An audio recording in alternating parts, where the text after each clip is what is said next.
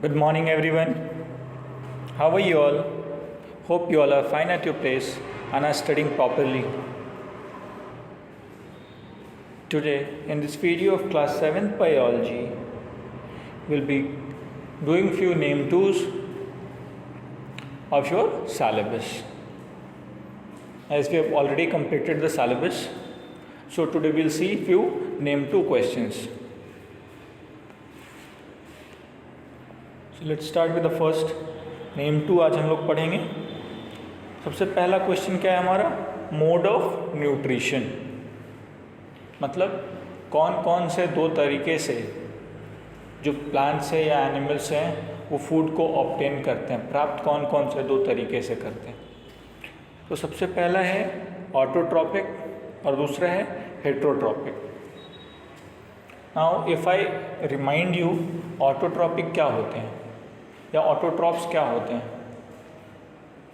Which can make their own food self, which can make their own food. Autotrophs को और क्या बोलते हैं हम लोग? Producers.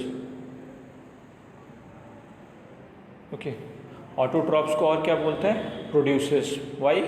Because they are capable of making their own food. वो अपने खाने को खुद से बनाने के केपेबल हैं, इतना काबिल हैं वो कि अपने खाने को वो खुद से प्रिपेयर कर पाते हैं. जैसे एग्जांपल्स में आपके पास ग्रीन प्लांट्स है आपके पास एग्जांपल, ठीक है. So this green plants they are capable of preparing their own food by use of what? Carbon dioxide, water, in presence of sunlight and chlorophyll. Clear? They synthesize their food, and this process is called as photosynthesis, while the mode of nutrition is called as autotrophic nutrition. Clear? और autotrophs को और क्या बोलते हैं हम लोग? Producers बोलते हैं. क्लियर? नेक्स्ट है आपका हेट्रोट्रॉपिक.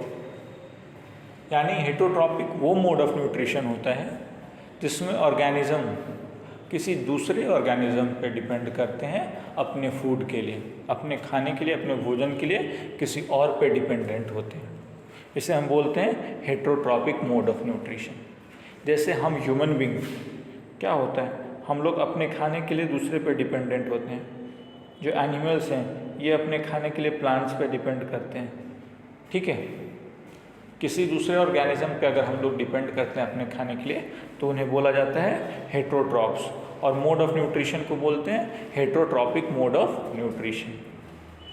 जैसे हम लोगों ने ऑटोट्रॉप्स को प्रोड्यूसर्स बोला था, वैसे ही हेट्रोट्रॉप्स को या हेट्रोट्रॉपिक मोड ऑफ न्यूट्रिशन को में हम लोग जो ऑर्गेनिज्म होंगे उन्हें हम बोलेंगे consumers, because they depend on other for their food material. Clear? Next देखते हैं इंसेक्टिवोरस प्लांट्स. वो प्लांट्स जो इंसेक्ट को ईट करते हैं, ठीक है, जो इंसेक्ट को अपना भोजन बनाते हैं. वो कौन कौन सा है? Venice fly trap and pitcher plant. ये दो प्लांट्स हैं आपके इंसेक्टिवोरस प्लांट्स. कौन कौन से हैं? Venice fly trap and pitcher plant. ये दो प्लांट हैं आपके इंसेक्टिवोरस प्लांट्स हैं. अंडरस्टूड? नेक्स्ट क्वेश्चन है types of teeth. Types of teeth, कौन कौन सा टाइप्स ऑफ टीथ होगा? अगर हम डायरेक्टली टाइप्स ऑफ टीथ पूछें तो ये होगा आपका मिल्क टीथ और परमानेंट टीथ. ये दो टीथ होगा. लेकिन अगर हम शेप्स के बेसिस पे देखें तो आपके पास है इंसिजर्स, कैनाइन, प्रीमोलर्स और molars. You have got 4 types of teeth on the basis of shapes. लेकिन अगर नॉर्मली हम केवल टीथ पूछें, टाइप्स ऑफ टीथ पूछें, तो आपके पास होगा milk teeth and next is permanent teeth. Milk teeth usually around 7 years till 7 years के जो बच्चे होते हैं उनमें पाया जाता है, विच ब्रेक्स डाउन, ठीक है. और उसके बाद जो नया टीथ निकलता है उसे हम बोलते हैं permanent teeth. Clear? Next is processes of respiration.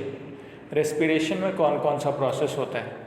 First is breathing, जिसे हम और क्या बोलते हैं? External respiration. ब्रीदिंग को और क्या बोलते हैं? External respiration. क्यों? क्योंकि ब्रीदिंग में क्या होता है, बाहर के इन्वायरमेंट से, एक्सटर्नल इन्वायरमेंट से, एटमॉस्फेयर से हम क्या करते हैं, ऑक्सीजन रिच एयर को इनहेल करते हैं अपने बॉडी में, ठीक है, और साथ ही साथ अपने बॉडी से कार्बन डाइऑक्साइड रिच एयर को एक्सहेल करते हैं बाहर के इन्वायरमेंट में। तो इस प्रोसेस को क्या बोलते हैं हम, ब्रीदिंग बोलते हैं या फिर एक्सटर्नल रेस्पिरेशन बोलते हैं। अंडरस्टूड? क्या बोलते हैं, ब्रीदिंग बोलते हैं या फिर एक्सटर्नल रेस्पिरेशन बोलते हैं। Okay, and next is internal respiration, यानी जो बॉडी सेल्स में अंदर में जो होता है, ठीक है, जो ब्लड और सेल्स के बीच में जहाँ ऑक्सीजन और कार्बन डाइऑक्साइड का एक्सचेंज होता है, ठीक है, या सेल्स के बीच में जो होता है उसे हम क्या बोलते हैं, इंटरनल रेस्पिरेशन।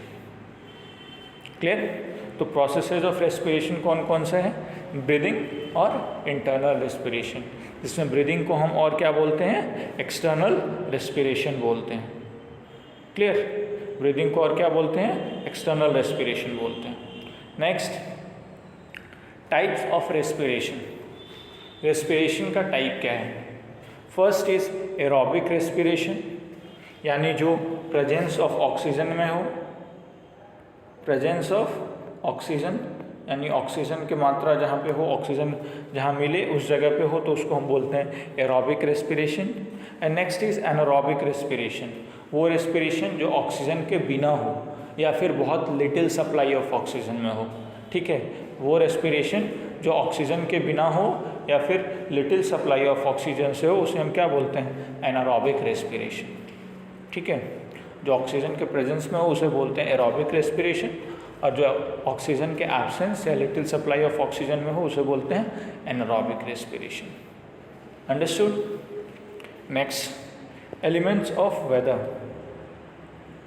ठीक है, वेदर का एलिमेंट्स वो कौन कौन से फैक्टर्स हैं जो वेदर को अफेक्ट करते हैं।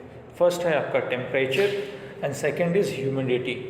पहला क्या है, टेम्परेचर, तापमान। क्या है आपका टेम्परेचर, आपके सराउंडिंग का कितना है वो, और सेकंड है आपका ह्यूमिडिटी, आर्द्रता, how much moisture is present in the air. ठीक है, आया समझ में?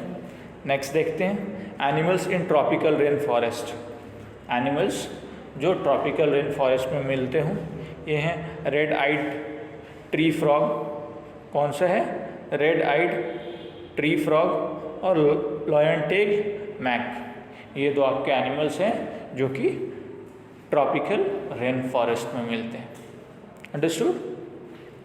सो ये कुछ था आपका नेम 2 आपके सिलेबस से। Okay, that's all for today in this video. Thank you. Stay home, stay safe and keep studying.